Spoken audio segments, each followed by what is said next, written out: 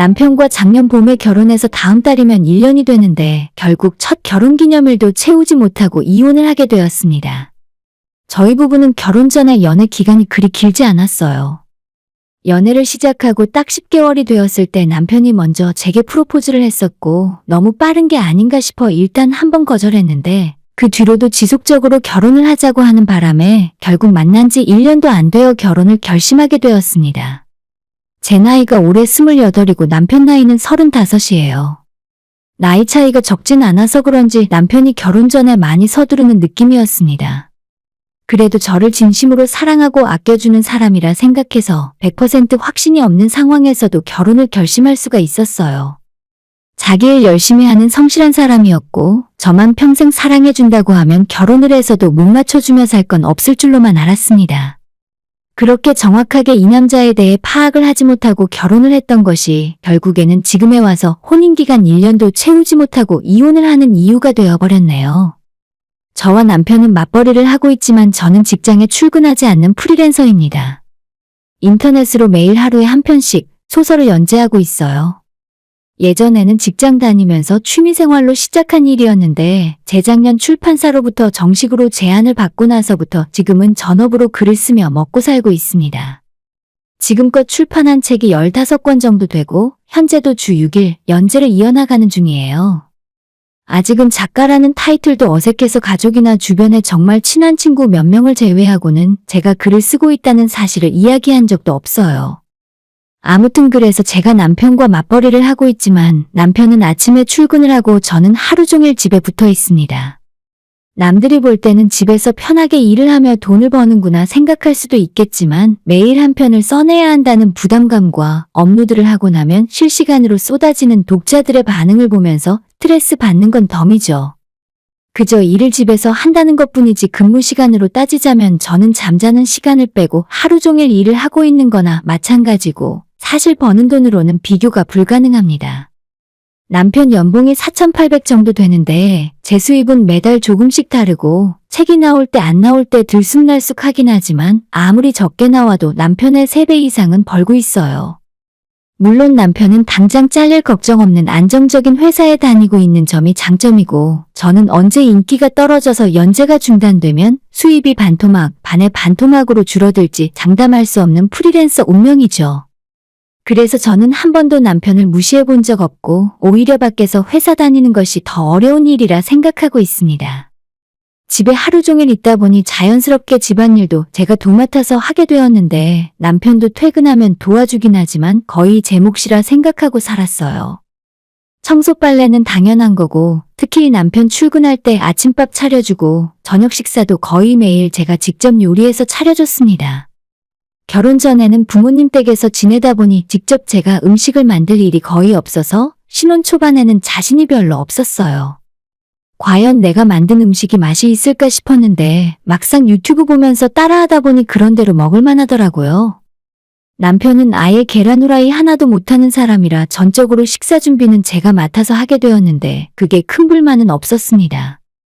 요리하는 것이 생각보다 재미가 있어서 글 쓰느라 받는 스트레스를 푸는데도 도움이 되었고 남편이 퇴근하고 늦게 집에 들어오는데 제가 집에서 저녁밥을 준비하고 기다리는 것이 당연한 일이잖아요.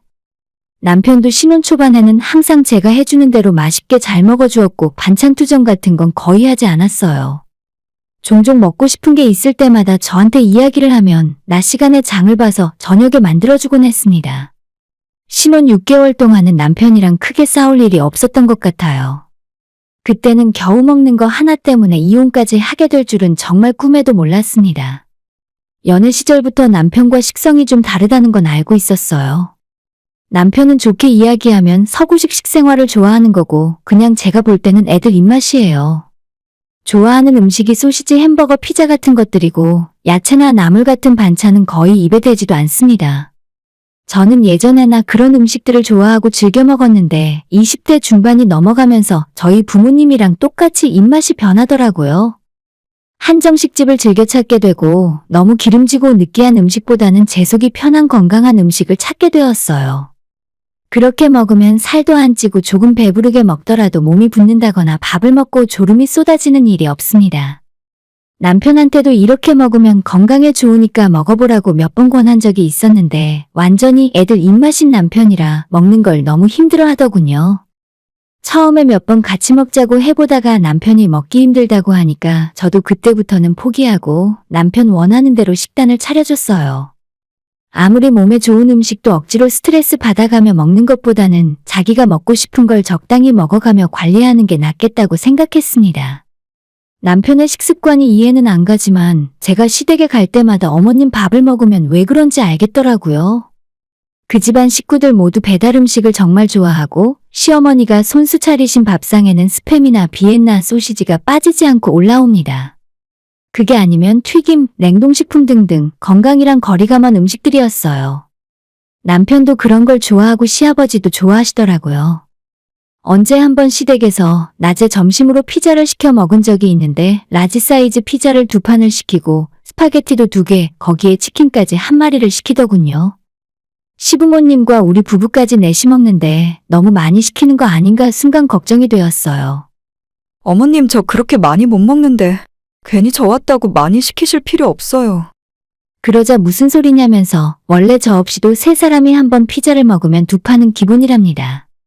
우리 집안 남자들이 스파게티를 엄청 좋아해.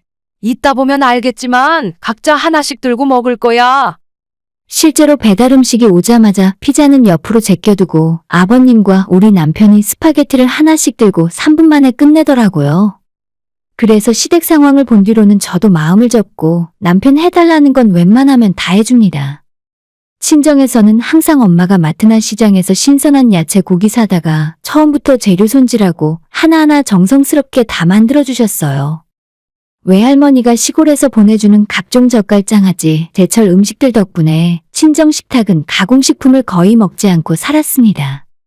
그래서 각자 방식대로 살아온 2사람이 만나 결혼을 하니까 먹는 것 하나부터 정말 너무나도 다르더라고요.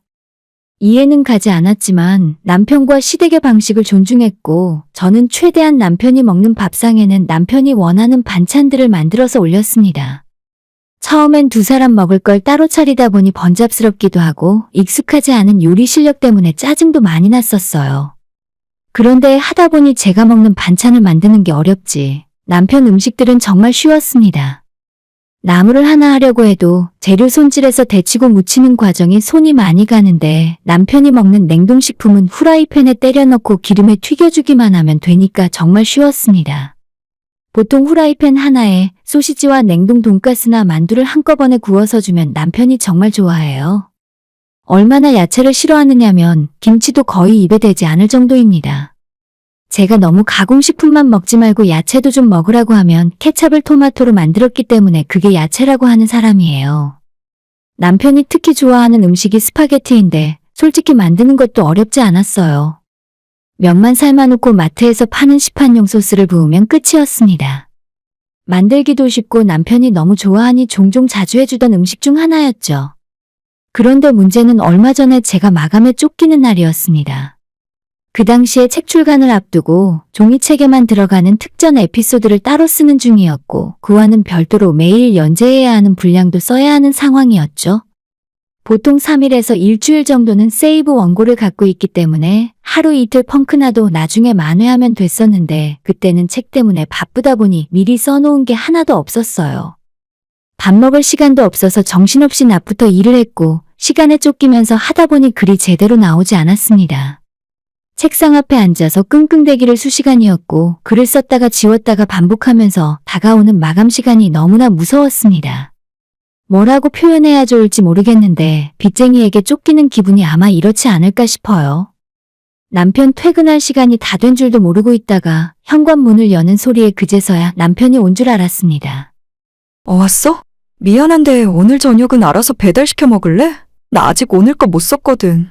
밥도 같이 못 먹을 것 같아. 나는 신경 쓰지 말고 당신 알아서 시켜 먹어. 평소 같으면 배달시켜 먹으라 했을 때 순순히 알았다고 대답하고 햄버거나 피자 같은 자기 좋아하는 음식을 시켜 먹을 사람인데 그날은 이상하게 저한테 저녁을 해달라고 고집을 피웠습니다. 나 당신이 해주는 스파게티 먹고 싶어. 그거 얼마 안 걸리잖아. 금방 해주면 안 돼? 안 그래도 풀리지 않는 일 때문에 신경이 잔뜩 곤두서 있었는데 남편이 밥을 해달란 소리에 순간 짜증이 확 치밀어 올랐어요. 하지만 꾹 참고 어차피 내가 해봤자 면 삶아서 소스 비벼주는 게 전부니까 스파게티가 먹고 싶으면 피자랑 같이 시켜서 먹던지 아니면 스파게티를 전문적으로 하는 매장에 주문을 해서 먹으라고 이야기를 했습니다. 아니, 그런 거 말고 당신이 해준 거 먹고 싶다고. 나 힘들게 일하고 돌아왔는데 와이프한테 저녁 해달라는 말도 못하냐? 제가 진짜 웬만하면 화를 내지 않는 사람이에요. 기분이 태도가 되지 말자는 말을 인생의 신조로 삼을 정도로 바쁘고 스트레스 받는 일이 있다고 해서 그걸 남편에게 화풀이하지 않으며 살았습니다. 그런데 그날은 정말 제가 정신이 하나도 없는데 계속 밥 해달라고 졸라대는 남편이 거슬렸습니다.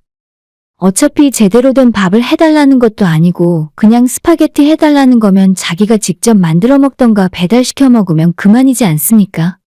어려운 것도 아니고 면만 삶아서 냉장고에 있는 소스 비벼서 먹으면 그만인데 제가 만들어도 그렇게 만들고 남편이 만들어도 똑같을 겁니다.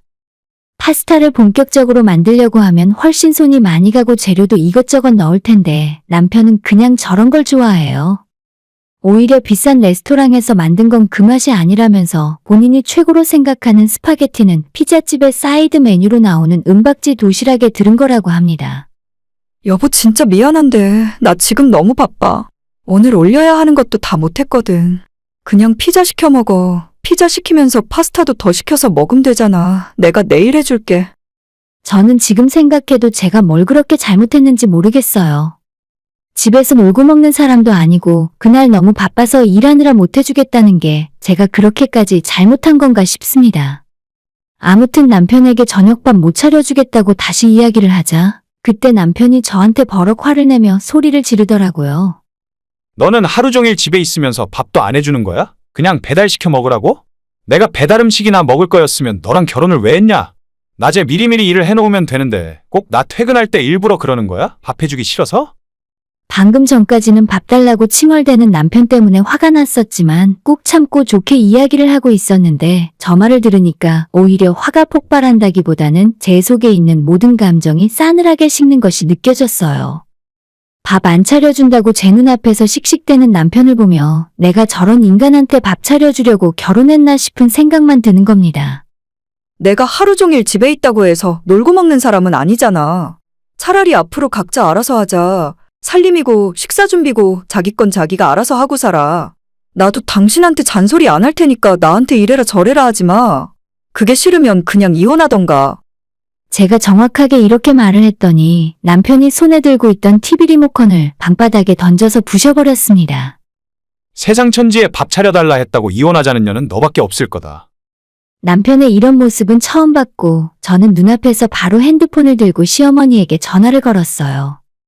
어머님, 갑자기 전화드려서 죄송한데 저희 이혼하려고요. 네, 다른 게 아니라 제가 앞으로 이 사람 밥을 차려주지 못할 것 같아요. 말하자면 긴데 이혼할 거니까 자세한 이야기는 아드님에게 직접 들으세요. 라고 말했더니 남편이 저보고 미쳤냐고 소리를 지르고 핸드폰을 뺏으려 달려들었습니다. 전화기 너머로 제 비명소리나 남편이 고함 지르는 소리를 어머님이 다 들으셔서 아버님과 함께 금방 저희 집으로 넘어오셨습니다. 일단 아버님이 남편을 데리고 밖으로 나갔고 어머님이 저를 붙들고 이런 일로 이혼까지 하지 말라고 저를 달래셨어요. 남편이 물건을 집어던져서 어지러워진 집안을 어머님이 전부 치우시더라고요. 그러던 와중에 무심코 하시는 혼잣말을 제가 듣게 되었습니다. 얘는 이런 것까지 지아빠를 꼭 닮았네. 저는 몰랐는데 집에서 시아버지도 화가 나면 물건을 집어던지시나 봐요. 그래서 그때 정말 이혼해야겠다고 결심을 하게 되었습니다. 집에서 30년 넘도록 보고 자란 게 이런 거라 평생 몸에 배인 습관은 고칠 수가 없잖아요. 청소하고 있던 어머님한테 이러실 필요 없으니 밖에 있는 아버님이랑 아드님 데리고 댁으로 돌아가시라고 했습니다. 이 집은 결혼할 때 제 명의로 얻은 제 집이라서 남편이 나가는 게 맞는 상황이었거든요. 빠른 시일 내로 사람 보내서 남편이 가져온 짐이랑 혼수까지 전부 가져가라고 했더니 그때부터 어머님이 제 바지를 붙들고 이혼은 하지 말아달라고 사정하셨어요. 어머님 이러시지 마세요. 아무리 이러셔도 어쩔 수 없어요. 제 앞에서 무릎까지 꿇은 어머님과 실랑이를 벌이던 도중에 남편과 아버님이 현관문을 열고 들어왔고 자기 엄마가 무릎 꿇은 모습을 본 남편이 눈이 뒤집혀서 저한테 달려와 밀쳤습니다. 악소리와 함께 저는 뒤로 나뒹굴었어요. 너가 뭔데 우리 엄마 무릎을 꿇게 해? 그러자 어머님이 일어나서 남편 뺨을 한 대 때리고 어디서 손찌검하냐고 너는 왜 하나부터 열까지 너네 아빠 안 좋은 점만 골라서 닮았냐고 하시더라고요.